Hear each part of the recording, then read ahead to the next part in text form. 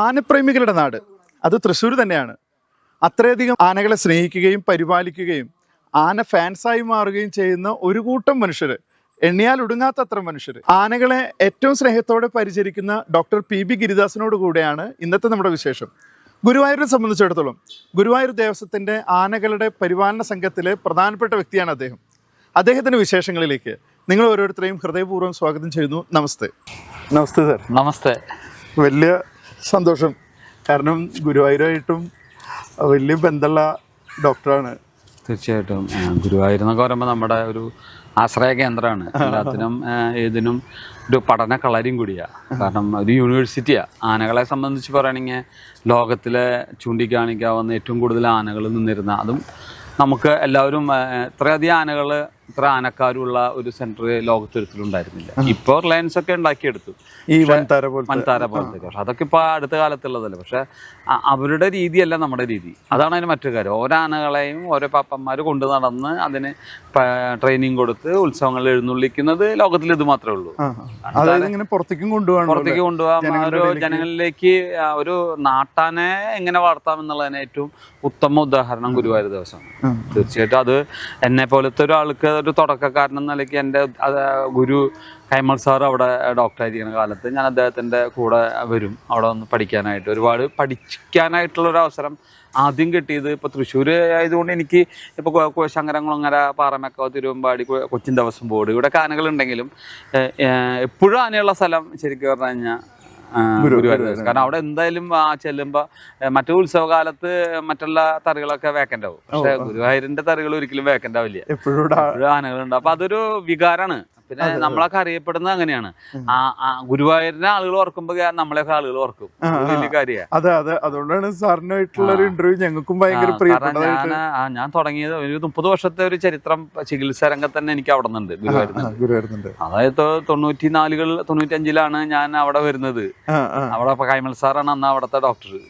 അദ്ദേഹത്തിന്റെ കാര്യങ്ങളിലൂടെ നമ്മൾ അദ്ദേഹമായിട്ട് ഒരുമിച്ച്, അദ്ദേഹം നമ്മുടെ ഗുരുവാണല്ലോ. അപ്പൊ നമ്മൾ കാര്യങ്ങൾ ചോദിക്കുക, പഠിക്കുക, അതൊക്കെ. ആൾക്കൊരു അന്ന് സ്കൂട്ടർ ഉണ്ടായിരുന്നു. സ്കൂട്ടറിന്റെ പുറകിലൊക്കെ യാത്ര ചെയ്ത് അങ്ങോട്ട് വരും. ആളുടെ വീട് പറന്നൂരാണ്, ശരിക്കും ചൂണ്ടലാണ്. തൃശ്ശൂരാണ്, കിരംകുളങ്ങരയാണ് താമസിക്കുന്നത്. സാറ് ഇവിടെ നിന്ന് ഒരു സ്കൂട്ടറായിട്ട് പോകുമ്പോ പറ്റണെങ്കിൽ നമ്മൾ സാറിന്റെ കൂടെ കയറി അങ്ങ് പോകും. പിന്നെ സാറിന്റെ നമ്മുടെ അനുഭവങ്ങളാണല്ലോ അതൊക്കെ. പിന്നെ അവിടുത്തെ ആനകളെ പഠിക്കുക, പത്മനാഭനെ പഠിക്കുക, ഗുരുവായൂർ കേശവൻ, പത്മനാഭൻ, വലിയ കേശവൻ ഉണ്ടായിരുന്നല്ലോ. അങ്ങനെ എല്ലാ ആനകളെയും കുറിച്ച് പഠിക്കുക. ഇന്ദ്രസൻ, നന്ദൻ, ഇതൊക്കെ നമ്മുടെ ഒരു കാല 30 ഇവരൊക്കെ ഞാൻ 30 വർഷം പറയുമ്പോ തന്നെ ഇതൊരു നമ്മുടെ ഫാമിലി മെമ്പേഴ്സിനെ ഓർത്തെടുക്കണ പോലെയാണ്. കാരണം നമ്മൾ അവരുടെ കൂടെ ജീവിച്ച. എനിക്കിപ്പോ പത്മനാഭൻ എന്നൊക്കെ പറയുമ്പോൾ നമുക്ക് ഭയങ്കരമായിട്ട് വികാരം ഉണ്ടാക്കുന്ന ഒരു ഇതാണ്. കാരണം പത്മനാഭനെ അത്രയും നമ്മൾ സ്നേഹിച്ചിരുന്നു.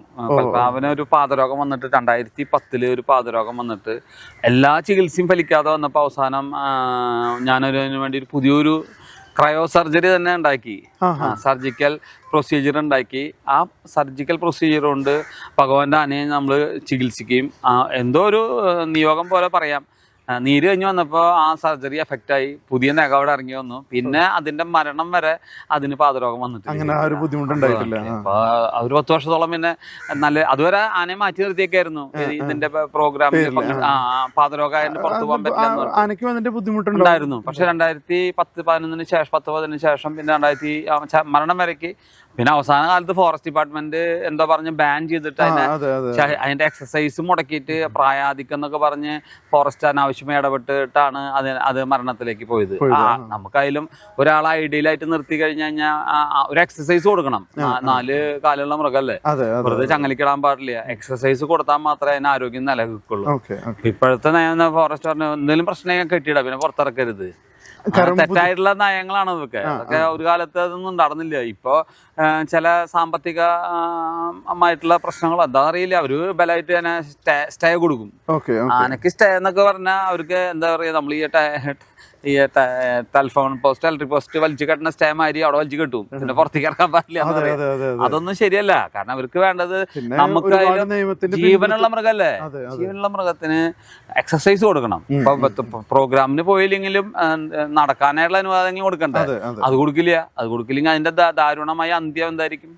പെട്ടെന്ന് അതിന്റെ ചെരിഞ്ഞു പോക്കലല്ലേ. അങ്ങനെയാണ് ഗുരുവായൂരപ്പനൊക്കെ ചെരിഞ്ഞു പോകുന്നത്, ഗുരുവായൂര് പത്മനാഭൻ ചെരിഞ്ഞു പോകുന്നത്. പക്ഷെ ദൈവം നമുക്ക് അന്നൊരു ഭാഗ്യം തന്നു, അവസാനത്തെ ശ്വാസം നമ്മുടെ കയ്യിലേക്ക് തന്നു. അതൊക്കെ മറക്കാൻ പറ്റാത്തൊരു അനുഭവമാണ്. ഭഗവാന്റെ ആന നമ്മളതിനെ ചികിത്സിക്കുന്നു, അതിനെ രക്ഷപ്പെടുത്തുന്നു. പക്ഷെ ആ സമയത്ത് അവസാനത്തെ ശ്വാസം പാപ്പാനെ അടുത്തുണ്ടെങ്കിൽ എനിക്കാണ് ആ ശ്വാസം എല്ലാവരും മാറ്റി. പാപ്പാനെയൊക്കെ അങ്ങ് അവിടെ നിന്ന് മാറ്റിയിട്ട് നമ്മൾ ചെന്നപ്പോ ആ തുമ്പി നമ്മുടെ കയ്യിൽ വെച്ച് തന്നു. ആ ശ്വാസം അവസാനത്തെ നമ്മുടെ കയ്യിൽ, ഒരു മറക്കാൻ പറ്റാത്ത അനുഭവം.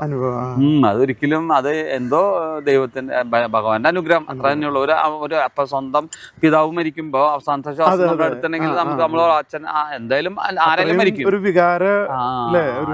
ഭയങ്കര വികാരപരമായിട്ടുള്ള ഒരു അവസരമായിരുന്നു അതൊക്കെ. നമ്മൾ ആനകൾക്ക് വേണ്ടി ജീവിക്കുന്ന ഒരാളായതുകൊണ്ട് നമുക്കതിൽ നമ്മൾ അവരെ രക്ഷിക്കാൻ ശ്രമിക്കും. പിന്നെ എല്ലാത്തിനെയും രക്ഷിക്കാനായിട്ട് നമുക്കും പരിമിതികളുണ്ടല്ലോ.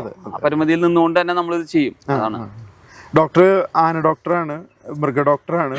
അതിന്ന് ആനയിലേക്ക് എത്തുന്നു. ആനേനെ കൂടുതൽ ഈ നമ്മൾ പലപ്പോഴും പറയുമല്ലോ, ഈ ആനപ്രേമി ഡോക്ടർ പലപ്പോഴും തോന്നിയിട്ടുണ്ട് അതിനും ഒരു പടി കൂടി, ഒരു എന്താ പറയാ, ആന പ്രാന്തൻ എന്നൊക്കെ അങ്ങനെ പറയാം. എന്നുവെച്ചാല് ഇത് പ്രേമം എന്ന് പറയണതും പ്രണയം എന്ന് പറയണതും ഭ്രാന്ത് എന്നൊക്കെ പറയുന്ന രീതികളുണ്ടല്ലോ.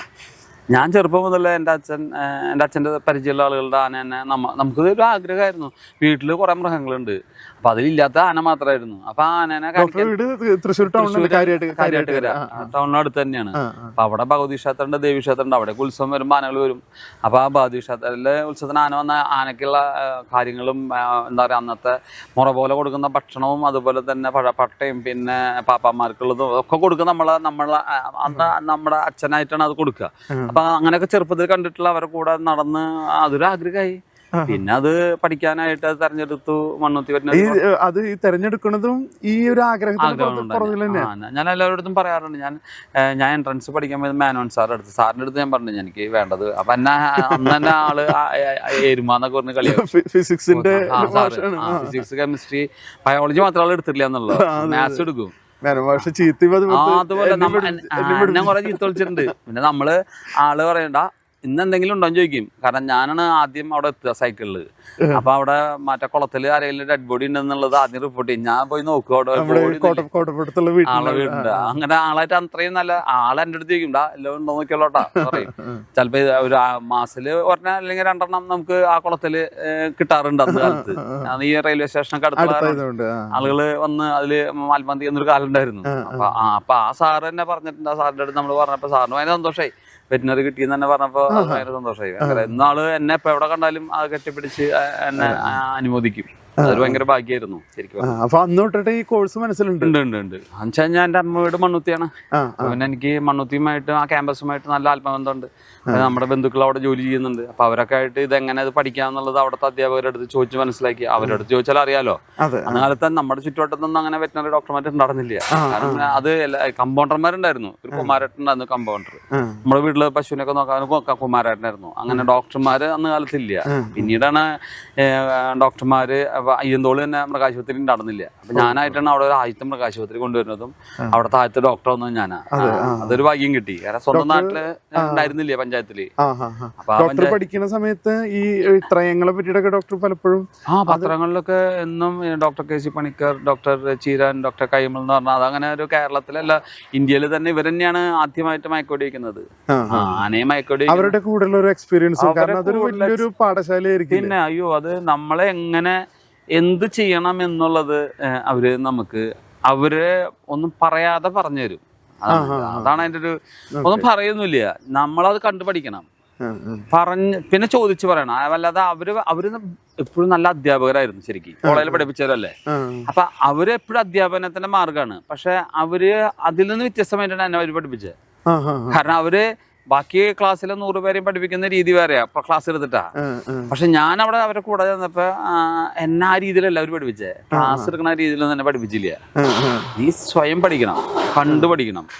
ഇതങ്ങനെയാണ്. അല്ലാതെ നമുക്കൊന്നും നേടിയെടുക്കാൻ പറ്റില്ല. കാരണം അത് 5 വർഷം കൊണ്ട് MBBS പഠിക്കാം, വെറ്റിനറി പഠിക്കാം, ഒക്കെ പഠിക്കാം. പക്ഷെ അതുകൊണ്ട് മാത്രം ചികിത്സയാവുന്നില്ല.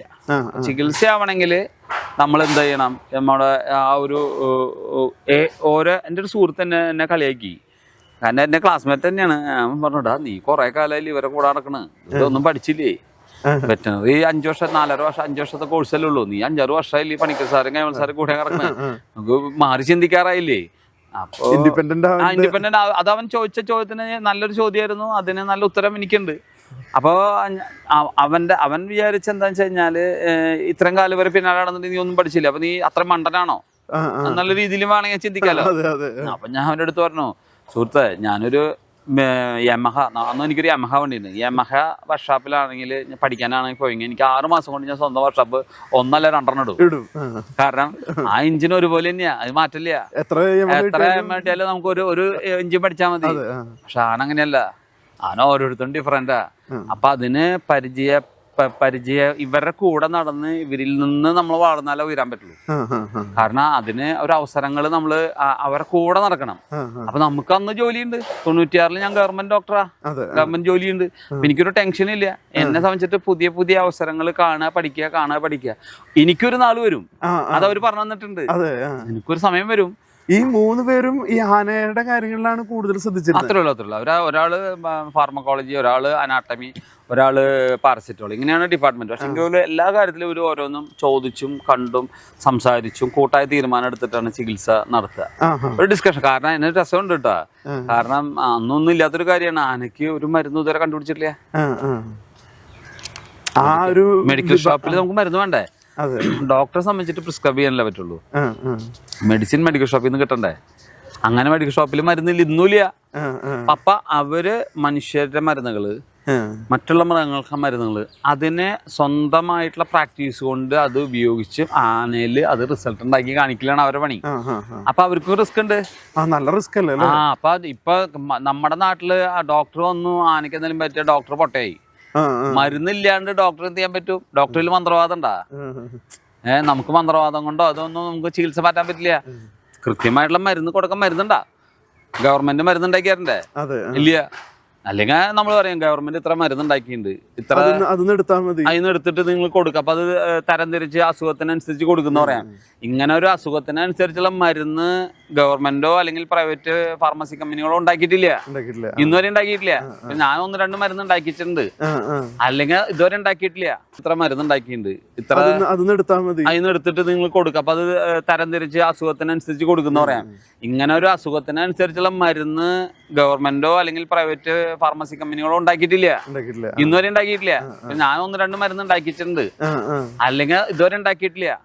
അപ്പൊ ഇങ്ങനത്തെ ഈ ഒരു പരീക്ഷണം കൊണ്ടും നിരീക്ഷണം കൊണ്ടും, കാരണം നമ്മള് ഒരു മരുന്ന് കൊടുത്ത് അതിന്റെ ഡോസ് കൂട്ടി ഇപ്പൊ മയക്കോടിയൊക്കെ തന്നെ ഇവര് കൈമൾ ചീരാൻ സാറ് അത് അമേരിക്ക കൊണ്ടുവരുമ്പോ, പുറത്തുനിന്ന് കൊണ്ടുവന്നിട്ട് ഇത് യൂസ് ചെയ്യുമ്പോ അത് അവിടെ പട്ടിക്ക് ഉപയോഗിച്ചിരുന്നതാണ്. അത് ഇവിടെ വന്നിട്ട് അന്ന് പുകയിലയുടെ സത്തൊക്കെയാണ് ഉപയോഗിച്ചിരുന്നത്. അല്ലാണ്ട് അന്ന് ഇങ്ങനത്തെ ഇത്തരം ന്യൂജൻ മരുന്നുകളൊന്നുമില്ല. ഓൾഡ് പുകയില സത്ത്. അപ്പൊ ആ പുകയില സത്ത് ഉപയോഗിക്കുമ്പോ അതിൽ നിന്നുണ്ടാവുന്ന റിയാക്ഷൻ, നമ്മൾ പുകയിലേക്ക് വരുമ്പോ നമുക്ക് റിയാക്ഷൻ ഉണ്ടാവില്ല, അതുപോലത്തെ റിയാക്ഷനിലൂടെയാണ് ചികിത്സ നടത്തിയിട്ടുള്ളത്.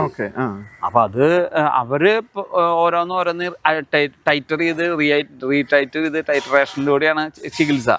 ഒരു എക്സ്പെരിമെന്റ്. അപ്പൊ ഞാനൊരു സുപ്രഭാതത്തിൽ ഞാൻ ഓടിച്ചെന്ന് എനിക്കെന്ത് ചെയ്യാനാ?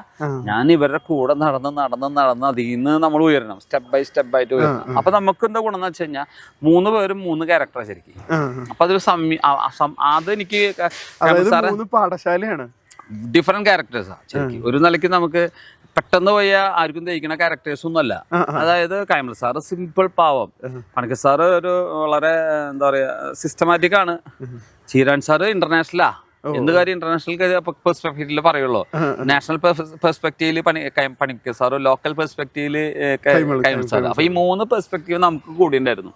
അപ്പൊ എവിടെ പോയാലും നമ്മൾ അത് കാരണം വിജയിക്കും. കാരണം ഇവരുടെ ഡിസ്കഷനിൽ ഇപ്പൊ ചീരാൻ സാറ് പറയണത് ഇപ്പൊ UK പോയി US പോയത് അല്ലെങ്കിൽ ഇന്റർനാഷണൽ പോയിട്ടുള്ള ശ്രീലങ്ക പോയി അങ്ങനത്തെ കാര്യങ്ങൾ പറയും. പണിക്കർ സാറ് വെച്ച് കഴിഞ്ഞാൽ മധുര അല്ലെങ്കിൽ മീനാക്ഷി ക്ഷേത്രം അല്ലെങ്കിൽ ബോംബെയില് അല്ലെങ്കിൽ ഇന്ത്യൻ ഔട്ട്ലുക്കില്. പിന്നെ കൈമൾ സാറ് പിന്നെ മൊത്തം നാടനാ.